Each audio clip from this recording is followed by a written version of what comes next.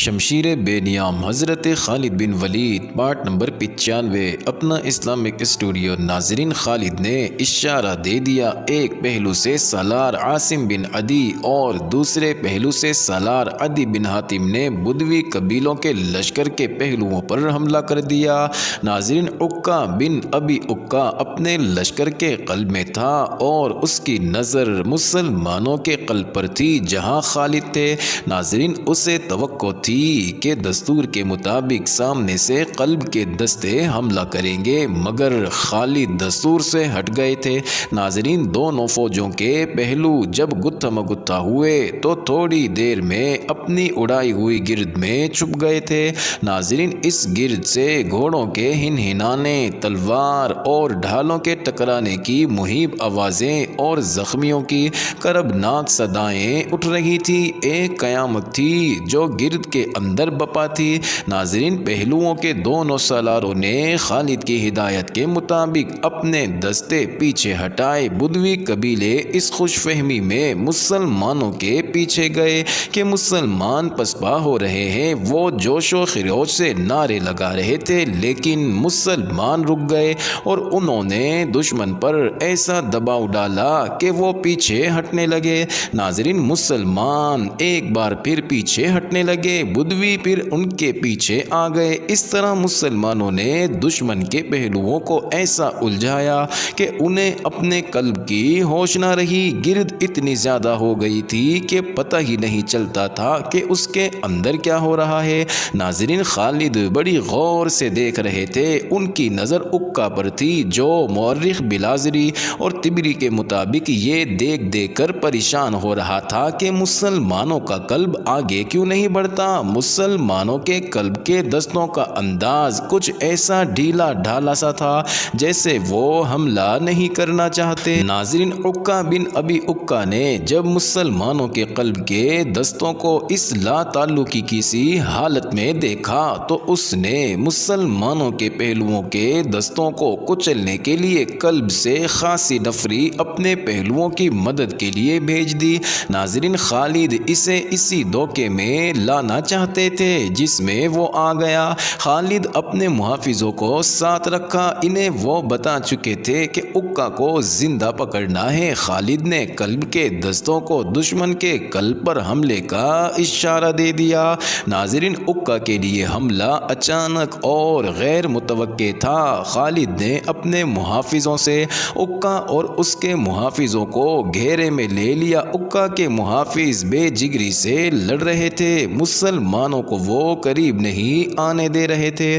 ناظرین، عکا ان کے درمیان میں تھا۔ مسلمانوں کے دستوں نے بدوی قبائلیوں کے پاؤں اکھاڑ دیے۔ عکا بھاگ نکلنے کی کوشش کر رہا تھا۔ سامنے آ عکا، خالد نے اسے للکارا، تو مجھے قتل کرنا چاہتا تھا۔ بعض مورخوں نے لکھا ہے کہ خالد نے کمند پھینک کر عکا کو پکڑ لیا، لیکن مورخوں کی اکثریت کی تحریروں سے پتہ چلتا ہے کہ عکا خالد کی للکار پر مقابلے میں آ گیا۔ ناظرین، دونوں گھوڑوں پر سوار تھے۔ عکا کو تاریخ کے ماہر جنگجو اور تیغ زن قرار دیا ہے۔ ناظرین، مستند یہی ہے کہ خالد اور عکا کے درمیان بڑا سخت مقابلہ ہوا۔ خالد کو اللہ کے رسول صلی اللہ علیہ وسلم نے اللہ کی تلوار کا خطاب عطا کیا تھا۔ انہوں نے عکا کا ہر وار بچایا اور موقع کی تلاش میں رہے۔ انہیں جو ہی موقع ملا عکا کو گھوڑے سے گرا دیا۔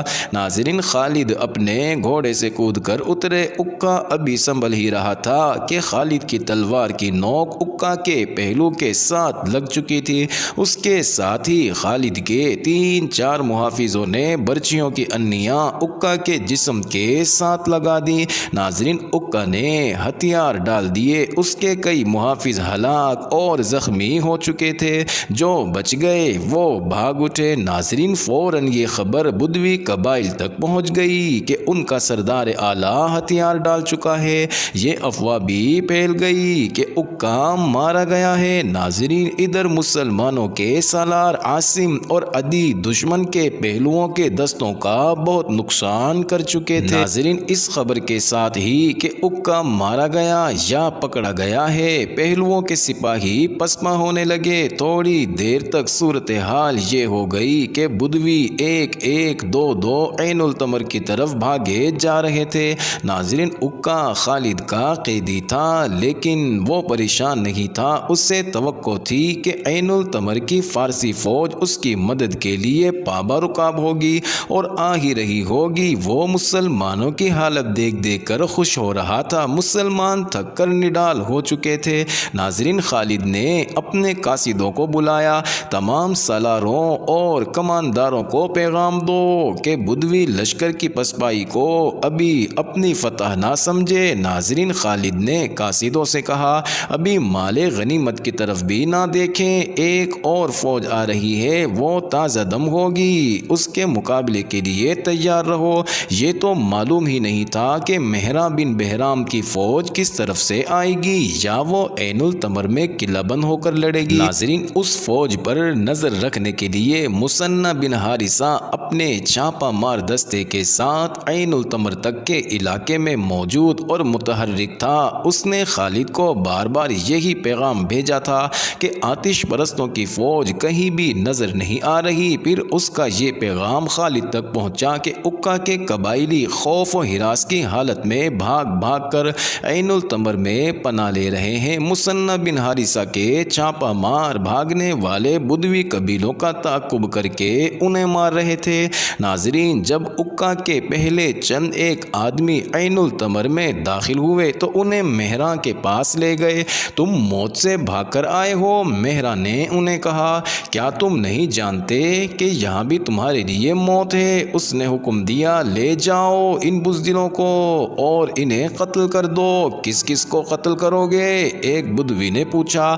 پہلے اکا کو قتل کرو جس نے ہتھیار ڈال کر سارے لشکر میں بزدلی پھیلائی۔ دوسرے نے کہا، مسلمانوں نے جس طرح حملے کیے انہیں ہمارے سردار سمجھ ہی نہ سکے۔ ایک اور نے کہا، انہوں نے میدان جنگ کی صورتحال ایسے رنگ میں پیش کی کہ مہران گھبرا گیا۔ مسلمانوں کے لڑنے کے جذبے اور جوش و خروش کو انہوں نے مبالغے سے بیان کیا اور بتایا کہ اپنا جو لشکر مسلمانوں کے ہاتھوں کٹنے سے بچ گیا ہے شہر کی طرف بھاگا آ رہا ہے، تو کیا ہمارے لیے یہ بہتر نہیں ہوگا کہ ہم مسلمانوں کو وہاں لے جا کر کاٹیں جہاں ان کا دم غم ختم ہو چکا ہو؟ مہران بن بہرام نے اپنے سالاروں سے کہا، پھر وہ پسپا ہونے کے بھی قابل نہیں رہیں گے۔ کیا سوچ کر آپ نے یہ بات کہی؟ ایک سالار نے کہا، اتنا بڑا شہر چھوڑ کر ہم چلے جائیں گے تو یہ پسپائی ہوگی۔ یہ کہیں کہ آپ پر مسلمانوں کا خوف طاری ہو گیا ہے اور آپ یہاں سے بھاگنا چاہتے ہیں۔ جو میں سوچ سکتا ہوں وہ تم نہیں سوچ سکتے۔ مہران نے شاہانہ رعب سے کہا، میں یہاں کا حاکم ہوں، جاؤ میرے اگلے حکم کا انتظار کرو۔ ناظرین، سالار خاموشی سے چلے گئے۔ وہ سالار تھے، شہر کا دفاع ان کی ذمہ داری تھی۔ وہ مسلمانوں کو شہر پیش کرنے کی بجائے لڑ کر مرنا بہتر سمجھتے تھے۔ انہوں نے آپس میں طے کر لیا کہ وہ مہران کا یہ حکم نہیں مانیں گے، لیکن میدان جنگ سے بھاگ کر آنے والے بنی تغلب، نمر اور ایاد کے آدمی ٹولیوں میں شہر کے دروازے میں داخل ہو رہے تھے۔ ناظرین، وہ 10 میل کی مسافت طے کر کے آئے تھے جو انہوں نے خوف اور بھگدڑ کی کیفیت میں طے کی تھی۔ ان میں بعض زخمی تھے، کاٹ دیا، سب کو کاٹ دیا، وہ گھبراہٹ کے عالم میں کہہ رہے تھے، ان کا مقابلہ کوئی نہیں کر سکتا، بڑے زبردست ہیں۔ اکا بن ابی اکا مارا گیا ہے۔ وہ شہر پر خوف طاری کر رہے تھے، حزیل لاپتہ ہے، دروازے بند کر دو۔ ناظرین، بعض چلا رہے تھے، وہ آ رہے ہیں۔ مورخوں نے لکھا ہے کہ زرتشت کے پجاریوں پر پہلے ہی مسلمانوں کی دہشت تھی۔ مسلمانوں نے ان کے بڑے نامور سالار مار ڈالے تھے۔ اب عین التمر والے اپنی آنکھوں سے سے دیکھ رہے تھے کہ یہ جنگجو قبیلے کس حالت میں واپس آ رہے ہیں۔ دیکھتے ہی دیکھتے اس شہر پر خوف و ہراس طاری ہو گیا۔ شہر میں جو فوج تھی اس کی ذہنی حالت ایسے کمزور بزدل کتے جیسی ہو گئی جو دم پچھلی ٹانگوں میں دبا لیا کرتا ہے۔ ان کے سالاروں نے جب اپنی فوج کو اس ذہنی کیفیت میں دیکھا تو انہیں شہر کے حاکم اور سالار اعلیٰ مہراں کے اگلے حکم کی ضرورت نہ پڑی۔ انہیں یہ اطلاع بھی ملی کہ مہراں خزانہ مدائن بھجوا رہا ہے اور شہر کے لوگ بھی اپنے اموال چھپا رہے تھے یا ساتھ لے کر شہر سے نکل رہے تھے۔ ناظرین، خالد کے فن حرب و ضرب کا کمال یہ تھا کہ انہوں نے میدان جنگ میں تو دشمن کو شکست دی ہی تھی، دشمن کو انہوں نے نفسیاتی لحاظ سے اتنا کمزور کر دیا تھا کہ اس کے لڑنے کا جذبہ مجروح ہو گیا تھا۔ ناظرین، آتش پرستوں کی نفسیاتی کیفیت تو یوں ہو گئی تھی کہ خالد کا یا مسلمانوں کا نام سن کر ہی وہ پیچھے دیکھنے لگتے تھے کہ کمک آ رہی ہے یا نہیں، یا پسپائی کا راستہ صاف ہے یا نہیں۔ پھر وہ وقت جلدی آ گیا جب میدان جنگ میں لاشیں اور بے ہوش زخمی رہ گئے اور انہیں کچلنے کے لیے وہ گھوڑے رہ گئے جو سواروں کو بغیر بے لگام دوڑتے پھر رہے تھے۔ ناظرین، بدوی قبیلے اپنے سرداروں کے بغیر عین التمر جا پہنچے اور شہر کے دروازے بند کر لیے۔ انہوں نے شہر میں واویلا بپا کیا کہ مہراں کی فوج وعدے کے مطابق ان کی مدد کو نہیں آئی، لیکن وہاں ان کا واویلا سننے والا کوئی نہ تھا۔ ناظرین، خوف و ہراس کے مارے ہوئے شہری تھے جو بھاگ نہیں سکتے تھے۔ مہراں بن بہرام اپنی فوج سمیت شہر سے جا چکا تھا۔